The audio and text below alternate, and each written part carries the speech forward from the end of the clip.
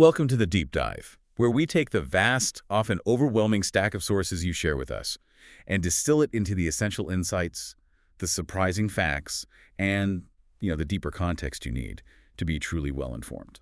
And today, our deep dive is into an acting career that is, well, less a straight line and more a masterclass in controlled contradiction. That's the perfect way to put it. We're talking about Ryan Thomas Gosling. It's maybe one of the most compelling studies in duality working in Hollywood today. Born November 12th, 1980 in London, Ontario, Canada, and he's been active since 1992. But his career path, it just defies any conventional structure. It really does. We're looking at a performer who has built this entire brand on a constant and sometimes really jarring balance between, maximum commercial visibility. The movies that absolutely define pop culture for a moment. Exactly. And on the other side, these high-risk, critically intense, and often polarizing independent dramas. And that's the mission right there. That's the question we're trying to get our heads around. How does a man who starts out as a Mouseketeer, who later plays a Jewish neo-Nazi, A role that is just so unbelievably controversial. right, how does that guy then find global icon status through a genre-defining romance like The Notebook, Yeah. only to then achieve, peak cultural dominance decades later as Ken? As Ken, it's incredible. And along the way, he collects a Golden Globe, 3 Academy Award nominations, 2 for Best Actor, mind you, a Primetime Emmy nom, and 2 British Academy Film Award nominations. The pedigree is undeniable. It is. But the choices that built that pedigree are, on paper, just utterly baffling. Well, what's so fascinating here is that his path was never linear. It was never predictable. The accolades, they established his seriousness, his gravitas, but the sheer variety of the roles. And sometimes it feels like self-sabotaging variety. Yes. It suggests this deep internal motivation, a need for continuous artistic reinvention that just goes beyond typical Hollywood strategy. He'll leverage the success of a movie like Barbie or La La Land to gain the capital to then go do something like Half Nelson or even direct his own really polarizing film, Lost River. So to understand that need, we have to go back. We have to explore the foundations that created this need for radical independence. Okay, let's unpack those foundational years. Because if we really want to understand the chameleon, we have to look very closely at the soil he grew from.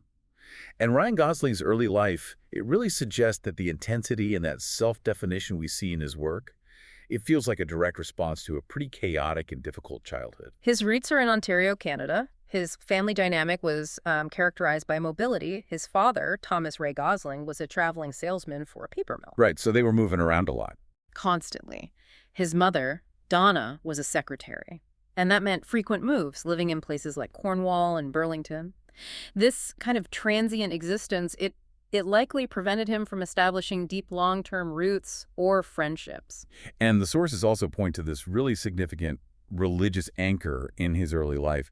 The family were members of the Church of Jesus Christ of Latter-day Saints. And Gosling himself has said it influenced, quote, every aspect of their lives. That's really important because it establishes this baseline of structure, of expectation that was, well, later removed. And that structure undergoes this huge shift when he's 13. A really pivotal age, early adolescence, his parents' divorce. He and his older sister, Mondi, they moved to live primarily with their mother. He's talked about this pretty openly, stating that living exclusively with these strong female figures, it, quote, programmed him to think like a girl. And that is such a crucial and often overlooked insight into his work. It speaks to the emotional maturity and the capacity for vulnerability he brings to his roles. A willingness to explore characters through this emotionally sensitive lens that might be, well, uncommon for a male lead.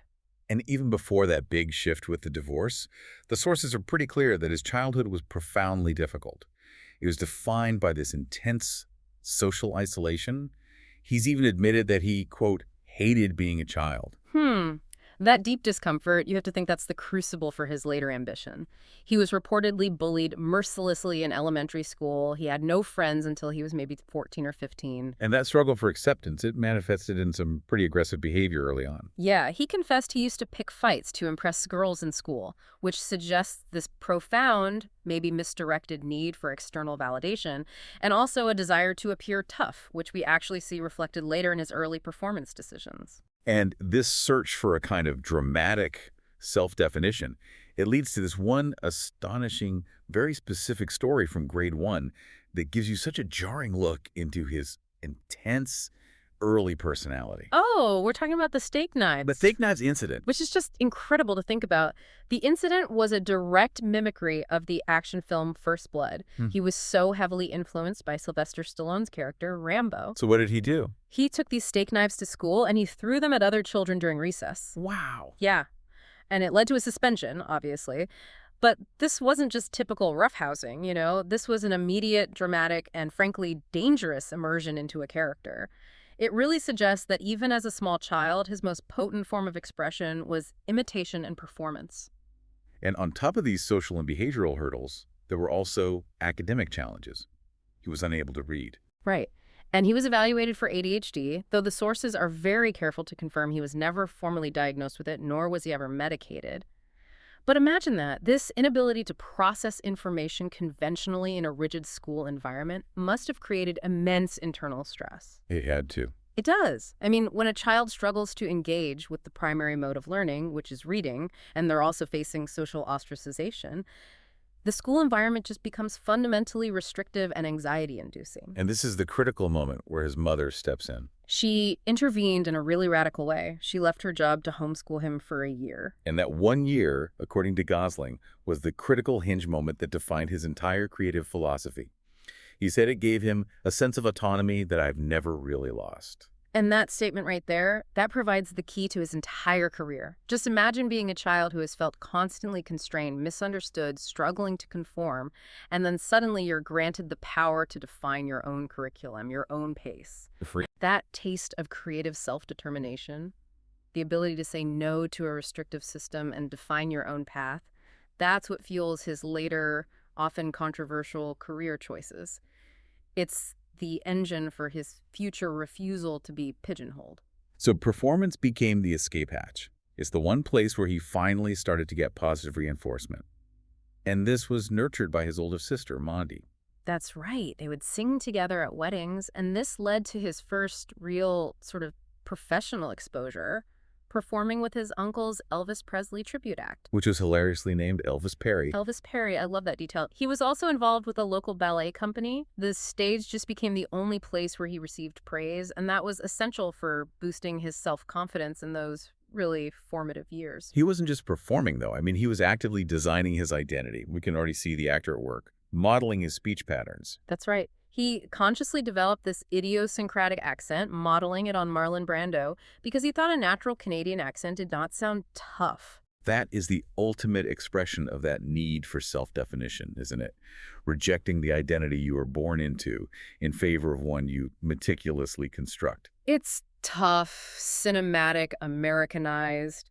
This is not just ambition, it's a foundational belief that identity is something you build, not something you inherit. And that conviction, it culminates in him dropping out of high school at 17 to focus entirely on acting. It cemented his break from any kind of traditional structure. It was a decisive, autonomous choice. He was prioritizing the craft above everything else. And this set him on the path directly to his first professional breakthrough, though maybe not the one many would predict. Right. And that breakthrough was the ultimate pipeline for child stars in the 90s, the all-new Mickey Mouse Club. He gets a 2-year contract starting at age 12 in 1993, which required a move to Orlando, Florida. And this period is so crucial for understanding the discipline and the humility required of a professional child actor. During that first year, he moved all by himself, a pretty daunting experience for a 12-year-old. And he became particularly close friends with Justin Timberlake. Very close. And when his own mother returned to Canada, Timberlake's mother actually became Gosling's legal guardian. They lived together for about 6 months. But what's so fascinating about this era, especially given his later star power, is that he wasn't the star then. Not at all.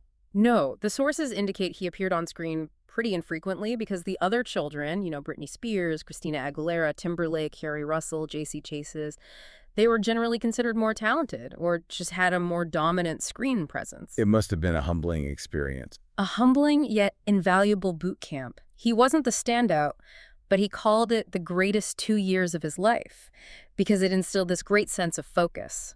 He was immersed in an environment of peak talent, learning the mechanics of performance, of consistency, and professional expectation. So that experience of having to work harder just to keep up, it probably sharpened his ambition for depth over just being visible. I think so.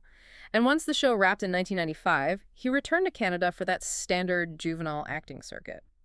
Are You Afraid of the Dark in 95, Goosebumps in 96. And then a starring role in the teen soap Breaker High from 97 to 98. Right. Then he moves to New Zealand at 18 to star in Young Hercules, and this is really where he hits that wall of creative limitation. He starts to feel dissatisfied. Deeply dissatisfied with the superficiality of episodic TV, he wanted depth. So he made another one of those conscious, autonomous decisions to transition away from TV entirely. He wanted to spend more time devising a character, playing varied roles. He explicitly said he wouldn't accept any more television work.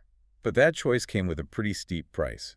At 19, pursuing serious acting, he gets dropped by his agent. Yeah, who cited the pervasive stigma that was attached to children's television. He had to fight against the perception that he was just another manufactured Disney product. And he secured that fight by taking what has to be the riskiest, most critically challenging role of his early career, the lead in the 2001 independent film, The Believer. He played Danny Ballant, a young Jewish man who becomes a virulent neo-Nazi. The sheer audacity of that choice for a young actor trying to shed a family-friendly image. It's just staggering. It's an immediate, aggressive declaration of artistic intent. And the director, Henry Bean, cast him specifically because he felt Gosling's Mormon upbringing provided this essential parallel. Really? How so? Well, Bean believed Gosling understood the deep, complicated sense of isolation, of self-hate, and the strict cultural structure that defined the character's inner turmoil. It wasn't about the specific ideology for him, it was about the intensity of the character's internal conflicted life. And the critical response just validated that risk instantly. It transformed his reputation overnight. Reviewers called his performance electrifying and terrifyingly convincing, and a dynamite performance. Gosling himself later acknowledged that The Believer gift-wrapped his current career. It gave him a critical credibility that commercial films just couldn't buy. And even though it was a commercial failure, grossing only about $416,000 due to its extremely controversial nature, It won the grand jury prize at Sundance. exactly. It announced that Ryan Gosling was an actor of profound, uncomfortable intensity. And that critical momentum carried him forward pretty quickly. In 2002, he co-stars in Murder by Numbers with Sandra Bullock. Which led to their dating relationship from 2002 to 2003. But even in what critics pretty much labeled junk, his talent was undeniable. Right. I think one review noted he was a phenomenal talent, even in junk like this, suggesting he had this inner charisma that could just elevate poor material. And you also see the influence of mentors starting to shape his craft. His work with David Morse on The Slaughter Rule in 2002 reportedly made him a better actor. The New York Times, recognizing his raw power, hailed him as major star material, with a rawness that recalled a young Matt Dillon. This early phase sort of culminates with The United States of Leland in 2003, where he played an emotionally disconnected teenager. He was drawn to the complexity of the character's internal landscape. This role, however, it presents our first sign of a potential limitation in his intense style. The critics were somewhat mixed, suggesting that while he committed fully, he struggled to save the role from cliché.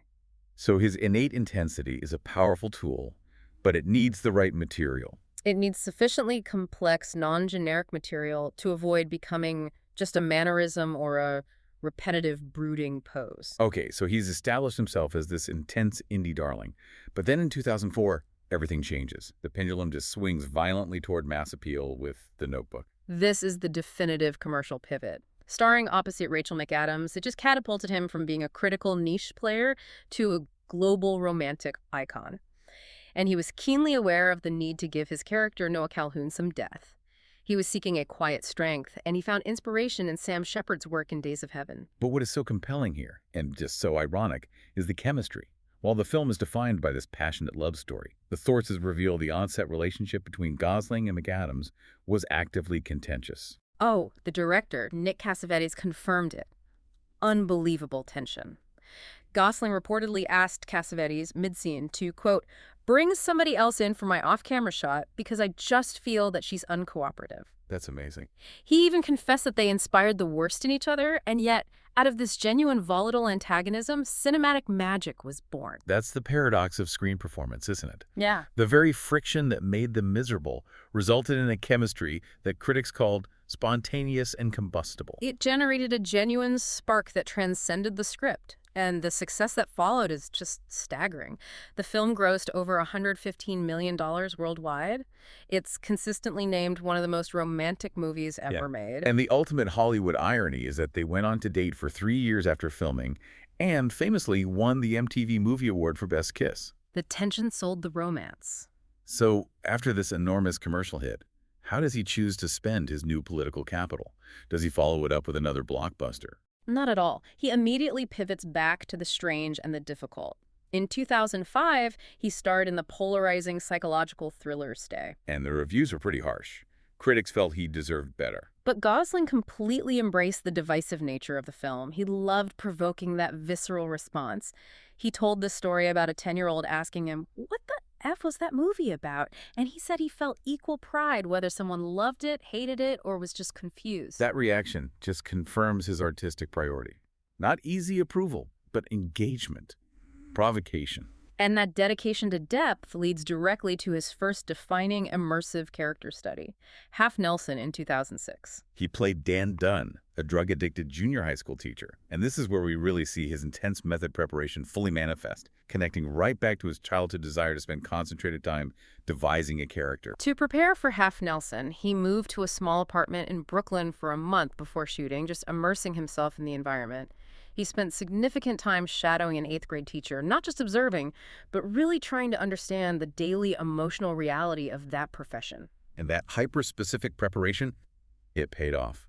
He earned his first Academy Award nomination for Best Actor. Critics were mesmerized. The performance was called mesmerizing, and Roger Ebert was emphatic, asserting that the performance proves he's one of the finest actors working in contemporary movies. It just solidified his status as an actor of immense seriousness. So now he's established as the intense dramatic lead. And what does he do? He immediately chooses to subvert that image with the deeply unconventional Lars and the Real Girl in 2007. Right. He plays an introvert who develops a romantic relationship with a sex doll named Bianca. And the key here is that he somehow found the emotional core to prevent the film from just being a one-note joke. Exactly. He drew inspiration from the subtle, nuanced performance of James Stewart in Harvey. And while the concept sounds totally absurd, Roger Ebert championed the movie, calling it a life-affirming statement of hope that relied entirely on Gosling's delicate, committed acting. And he got a Golden Globe nomination for that, for Best Actor in a Musical or Comedy, showcasing his ability to find humor in profound sadness, even though the film itself was not a commercial success. He briefly balanced this with the studio thriller Fracture in 2007 opposite Anthony Hopkins. He took the role only after initially turning it down. He reversed his decision when Hopkins signed on. Which speaks volumes about his priorities, right? Yeah. The craft and the chance to work with masters outweigh the material itself. Completely. He prepared rigorously, shadowing lawyers, observing courtroom proceedings. The critical consensus was that the dynamic between him and Hopkins was electrifying. The crafty scene stealer Anthony Hopkins mixing it up with that equally cunning screen nibbler Ryan Gosling. It was a solid commercial success, Yeah. but immediately after this, we arrive at the central self-correction moment of his career, the infamous failure on The Lovely Bones. This is the moment where we see his intense, autonomous approach clash violently with Hollywood reality. He was cast as the father, but was replaced by Mark Wahlberg just 2 days before filming was supposed to start. Citing creative differences. Right. And the reason why he was replaced is the key to understanding his ego management philosophy. Believing he was too young for the role, he attempted this radical physical transformation. He gained a staggering 60 pounds, 27 kilograms, and grew a heavy beard to appear older. But the producer, Fran Walsh, just decided that regardless of the effort, he was simply wrong for the role. So he showed up, as he later joked, fat and unemployed. What was the lesson he took from that very visible, very public failure? It was a moment of profound humility. Gosling concluded the experience was an important realization for me, not to let your ego get involved. It's okay to be too young for a role. This is a fundamental turning point. The autonomy he gained as a child, that intense need to define and control every aspect of his character, it led him to miscalculate. Exactly. He learned that his commitment needed discipline and collaboration, not just pure self-determination. So this brings us to the next phase, the massive surge between 2010 and 2012. After that self-corrective break, a 3-year screen absence, maybe reflecting on The Lovely Bones, he just bursts back onto the scene, starring in 5 major films. And he spoke of finding a way to have fun again. He acknowledged that the constant pursuit of that half-Nelson level intensity had been emotional and taxing, and it had led him to dread the process. He consciously sought higher volume, greater variety. He realized that constant draining emotional immersion was just unsustainable. And interestingly, he also observed that he feels depressed when he is not working, which reinforces this idea that perpetual creative engagement is just essential for his psychological well-being. He immediately returned to the intense, improvised, independent drama with director Derek Cianfrance for Blue Valentine in 2010, opposite Michelle Williams. The low-budget nature of the film, which relied so heavily on improvisation, allowed him to channel that controlled intensity. Critics praised his nuanced performance, and he got a Golden Globe nomination for it. More importantly, the film was a massive success relative to its cost, grossing over $12 million from a tiny $1 million budget. Which proved that his critical capital could translate into significant commercial returns for niche projects. Following that, he had a dark experience with the mystery film All Good Things in 2010. He avoided promotional duties for it, only noting that he was proud of Kirsten Dunst's performance. And that ability to detach himself from projects he deems artistically unsatisfactory, regardless of his own role in them, that speaks volumes about his high standards. But 2011 is truly the year he defined mainstream versatility, the triple threat of comedic brilliance, stoic action, and political drama. First up, the comedic revelation. Crazy Stupid Love. This was his first major comedic role opposite Steve Carell and Emma Stone. And the preparation for this was just as specific as his dramatic roles. He took cocktail-making classes to fully embody the smooth-talking ladies' man, Jacob Palmer. And the result was phenomenal. Critics called him a comic knockout and suggested he could be the next George Clooney. It just cemented his viability in massive studio comedies, grossing over $142 million worldwide. Then the second leg of that tripod was the role that cemented his aesthetic, Drive. The silent, leather-jacketed stunt driver became an immediate cultural touchstone. He framed Drive in such a fascinating way, describing it as a violent John Hughes movie. He joked that if Pretty in Pink had head-smashing, it would be perfect. And that synthesis of stylish action and emotional core is exactly what made it work. Critics compared his economical, minimalist style to cinematic legends like Steve McQueen and Marlon Brando, marveling at his ability to just command the screen with minimal dialogue. It was a stylish, critically beloved hit. And finally, that same year, he anchored the political drama, The Ides of March, with George Clooney and Philip Seymour Hoffman. He took this role partly to become more politically engaged, admitting American politics wasn't typically in his wheelhouse. This speaks to his curiosity, the desire to use his work to educate himself. He secured his second Golden Globe nomination that year for motion picture drama, completing this remarkable sweep across comedy, action, and serious political theater, all within a single calendar year. So having achieved this mastery across multiple genres, the next phase, 2013 onward, it becomes this fascinating case study in critical risk management. It's a period of both enormous success and significant critical misfires that really tested the limits of his appeal. Yeah, we see the immediate descent into what we might call the polarizing phase. Gangster Squad in 2013 reunited him with Emma Stone, but the chemistry just failed to materialize effectively. Critics were harsh on his performance, criticizing his weird, whispery voice and his character for being underdeveloped. The film was a disappointment. Then came The Place Beyond the Pines in 2013, reuniting him with director Derek Cianfrance.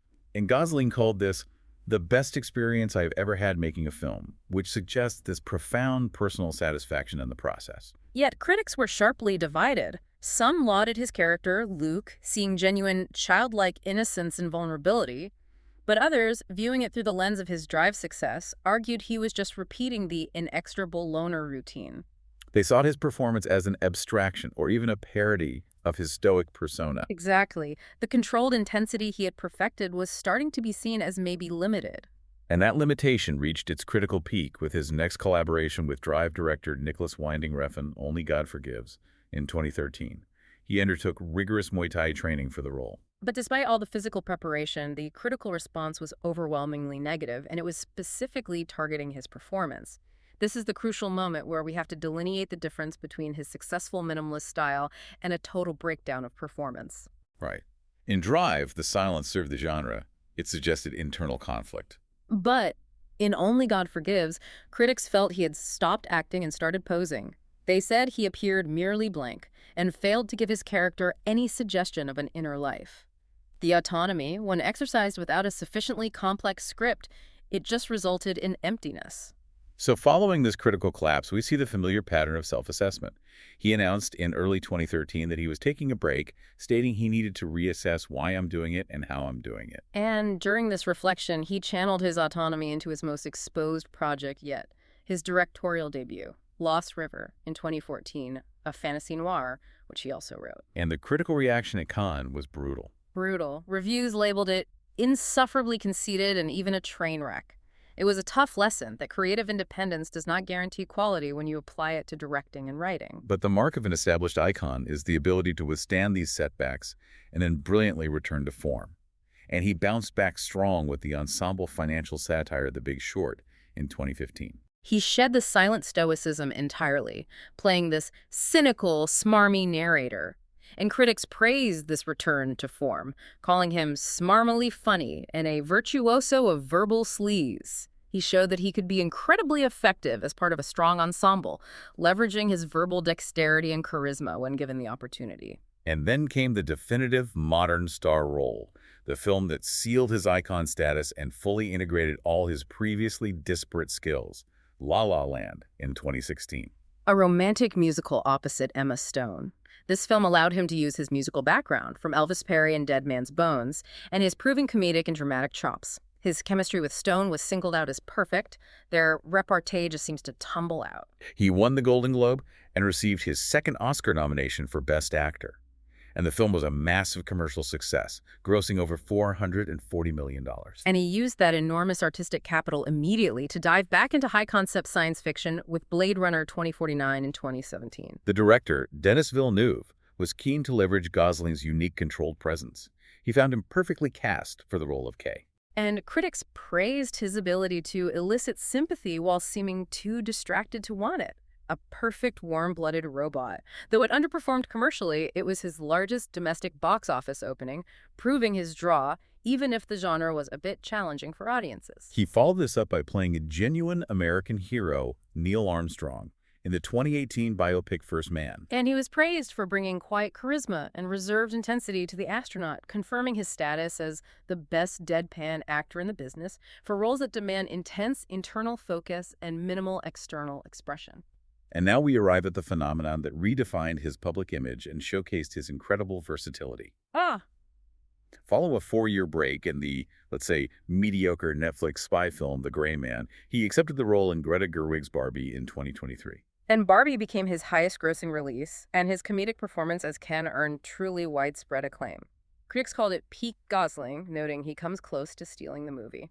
And what's fascinating is that the same level of rigorous, immersive preparation he applied to playing a drug-addicted teacher or a neo-Nazi was applied, completely unironically, to embodying the existential crisis of a plastic doll. And the accompanying cultural moment, his live performance of the nominated song I'm Just 10 at the 96th Academy Awards. It was a tour de force of musical comedy and dramatic commitment.